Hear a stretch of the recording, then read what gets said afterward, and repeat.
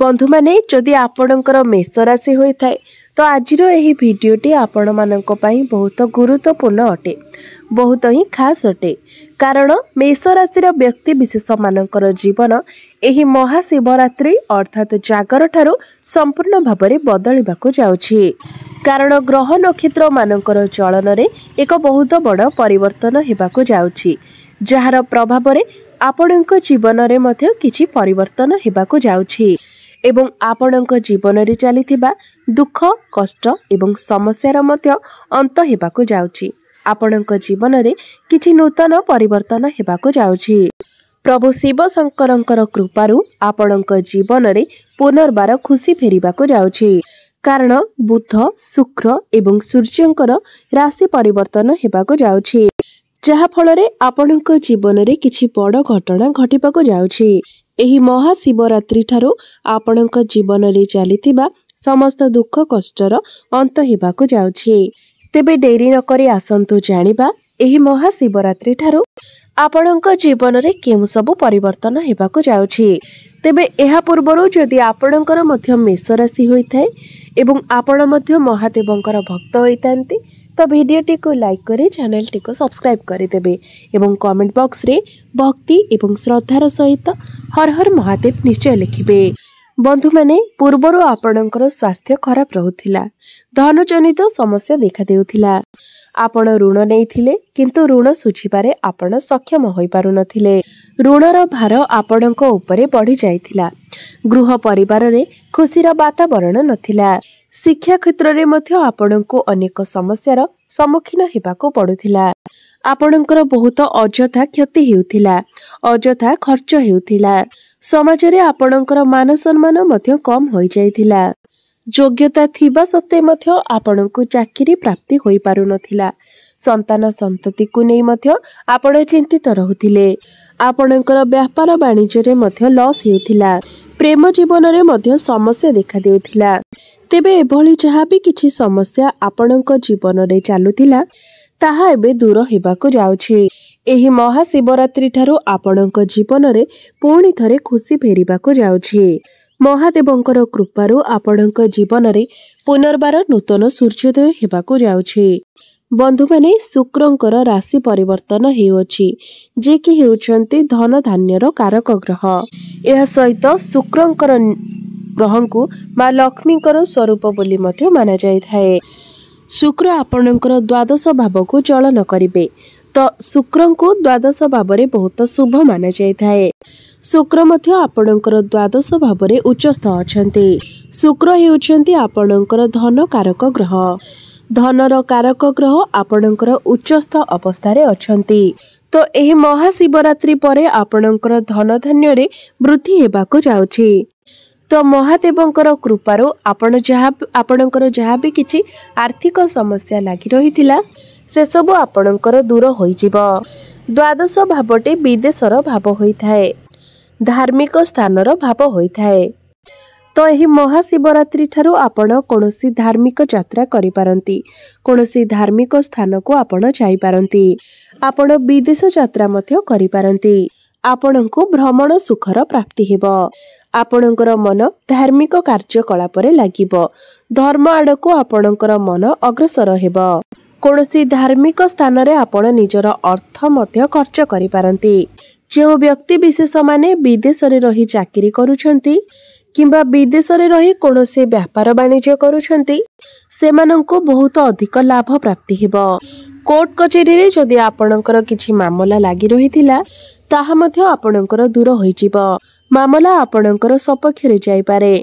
बंधु माने शुक्रंक सहित राहु मध्य विराजमान अछंती, जहा फल रे आपणकर आकस्मिक धन वृद्धि होई पारे किंबा आपणकर आकस्मिक खर्च मध्य होई पारे। इंपोर्ट एक्सपोर्ट कार्य करुथिबा व्यक्ति मानकु ए सब क्षेत्र रे बहुत अधिक सफलता प्राप्ति हेबो। कोनोसी एमएमसी कंपनी रो आपणको जॉब ऑफर आसी पारे, आपणकर वैवाहिक जीवन सुखमय व्यतीत हेबो। आपणक मध्यरे संपर्क बहुत भल रहिबो। मात्र आपणकर जीवन साथींकर स्वास्थ्य रे किछिटा समस्या देखा दे पारे, तो सेति प्रति आपण ध्यान रखिबा उचित। कारण शुक्र हेउचंती आपणकर सप्तम भावर अधिपति। सप्तम भावटी होइथाय आपणकर वैवाहिक जीवनर भाव, आपणक जीवन साथीर भाव एवं व्यापार वाणिज्यर मध्य भाव। तो द्वादश भावटी जेहेतु रोगर भाव, सेथिपाई आपण निजर जीवन साथींकर स्वास्थ्य रे ध्यान रखिबे। मात्र व्यापार वाणिज्य आपणकर लाभ हेबो। आपणकर डेली इनकम रे ग्रोथ आसीबो। आपण कोनोसी नुआ बिजनेस मध्य स्टार्ट करि पारंती, कारण शुक्र आपणकर द्वादश भाव रे उच्चस्थ अछंती। बंधु माने बुध एवं सूर्य आपणकर एकादश भाव को अर्थात आपणकर लाभ स्थान को चलन करूछंती। कुंडली रे एकादश भाव को बहुत ही शुभ स्थान माना जाय थाए, कारण एकादश भावटी होइथाय लाभर भाव एवं इच्छा पूर्तिर भाव। सेथिपाई आपणको चारि दिगरु लाभ ही लाभ प्राप्ति हेबो। आपणकर कोनोसी गोटे बड़ इच्छा मध्य निश्चित भावरे पूर्ण हेबो। सूर्य आपणकर एकादश भावरे रही आपणकर पंचम भाव को देखुछंती। पंचम भावटी होइथाय आपणकर शिक्षार भाव, प्रेम जीवनर भाव एवं संतानर भाव। तो एही महाशिवरात्रि परठारु आपणको शिक्षा क्षेत्र रे बहुत अधिक सफलता मिलिबो। विद्यार्थी मानक पई एही महाशिवरात्रि परर समय बहुत ही अनुकूल रहिबो। कोनोसी नूतन स्थान रे आपण एडमिशन करि पारंती, बाहर को आपण उच्च शिक्षा पई जाई पारंती। आपण जदि कोनोसी कॉम्पिटिटिव एग्जाम देउछंती, तो सेथिरे निश्चित भावरे आपणको सफलता मिलिबो। एही महाशिवरात्रि परे जदि आपणकर कोनोसी एग्जाम रहिछि, तो निश्चित भावरे सेथिरे आपण उत्तीर्ण हेबे। आपणको बहुत भल फल प्राप्ति हेबो। बुधंकर दृष्टि मध्य आपणकर पंचम भाव उपरे रहुछि, तो आपणकर प्रेम जीवन मध्य बहुत भल रहिबो। पूर्वरु जहाँ भी किछि समस्या आपणक मध्यरे थिला, से सबुर समाधान होई जिवो। एही महाशिवरात्रि परे आपणकर भल पाइबा विवाहर रूप मध्य नै पारे। आपण दुई जण मिसी कोनोसी स्थान को बुलिबाकू जाई पारंती। सूर्य एवं बुध आपणकर एकादश भावरे बुधादित्य राजयोगर निर्माण करूछंती, जहा फଳରେ आपणको आर्थिक लाभ प्राप्ति हेबो। आपणकर पैसा रे वृद्धि आसीबो। समाज रे आपणको मान सम्मान एवं प्रतिष्ठा प्राप्ति हेबो। आपणकर लोक संपर्क बढ़िबो। बड़ भाई भौणी सहित आपणकर संपर्क बहुत भल रहिबो। स्टॉक मार्केट, शेयर मार्केट एवं ट्रेडिंग रे कार्य करुथिबा व्यक्ति माननकु एई सब क्षेत्र रे बहुत अधिक सफलता प्राप्ति हेबो। एही समय रे आपण कोनोसी बड़ इन्वेस्टमेंट करि पारंती, जहा भविष्यत रे आपणको लाभ प्रदान करिवो। कोनोसी बड़ कार्यर मध्य आपण आरंभ करि पारंती। कोनोसी नूतन जिनिस आपण क्रय करि पारंती। पितांकर सहाय्य सहयोग मध्य आपणको प्राप्ति हेबो। बंधु माने आपणकर दशम भावर अधिपति शनिदेव आपणकर एकादश भावरे विराजमान अछंती। दशम भावटी होइथाय आपणकर क्यारियर भाव, कार्य क्षेत्रर भाव। शनि नक्षत्र मध्य परिवर्तन करूछंती, जहा फଳରେ आपणको निज क्यारियर रे बहुत अधिक सफलता मिलिबो। एहा व्यतीत गुरुंकर दृष्टि मध्य आपणकर दशम भाव उपरे रहुछि, जहा फଳରେ आपणको आपणक कार्य क्षेत्र रे अचानक सफलता प्राप्ति हेबो। प्रमोशन हेबार मध्य जोग बनुछि। जो व्यक्ति विशेष माने बेरोजगार अछंती, जदि सेमानक पाखरे कोनोसी चाकरी बाकरी नाही, तो एही महाशिवरात्रि परे आपणको चाकरी मिलिबार मध्य बहुत अधिक संभावना रहुछि। कोनोसी एमएमसी कंपनी रो आपणको जॉब ऑफर आसी पारे। आपणकर कर्म क्षेत्र रे किछि बड़ परिवर्तन निश्चित भावरे हेबो। ट्रांसफर हेबार मध्य जोग बनुछि। कर्म क्षेत्र रे आपणको सम्मानित करा जाय पारे। सरकारी क्षेत्र रे आपणको लाभ प्राप्ति हेबो। पारिवारिक सुख मध्य आपणको प्राप्ति हेबो, कारण बृहस्पति आपणकर द्वितीय भावरे विराजमान अछंती। द्वितीय भावटी होइथाय धनर भाव, परिवार एवं कुटुंबर भाव।